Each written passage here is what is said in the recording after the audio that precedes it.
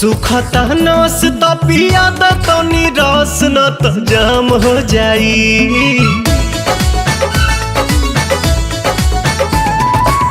सुखता नस त पिया द तनी रस न त जाम हो जाई, न त जाम हो जाई। ए राजा चलो ना पिपरवा के तरवा ओही जे सारा काम हो जाई। ए राजा चलो ना पिपरवा के तरवा ओही जे सारा काम हो जाई। जानी बात टरकाव यही लागे ढरकाव रानी अजूरी में उठावा के पानी। बड़ा तेज बट धूप सब राजा रूप देख काहे में फंस जवानी। राजा चलो ना पिपरवा के तरवा ओही जे सारा काम हो जाई। ए राजा चलो ना पिपरवा के तरवा ओही जे सारा काम हो जाई।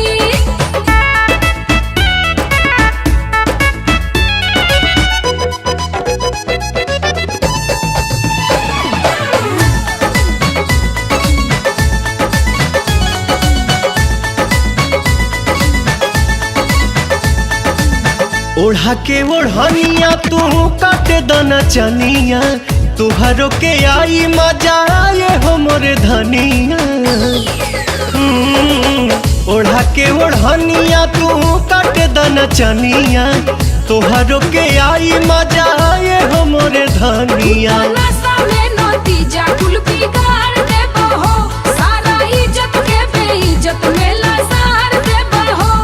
कहीं इतना डेरालू तू त झूठे अगर आलू रानी कहतानी बात हम सही। इह खेल बानी हमनी अकेले देखे गहुआ के लोग का कही। राजा चलो ना पिपरवा के तरवा ओही जे सारा काम हो जाई। ए राजा चलो ना पिपरवा के तरवा ओही जे सारा काम काम काम हो जाई।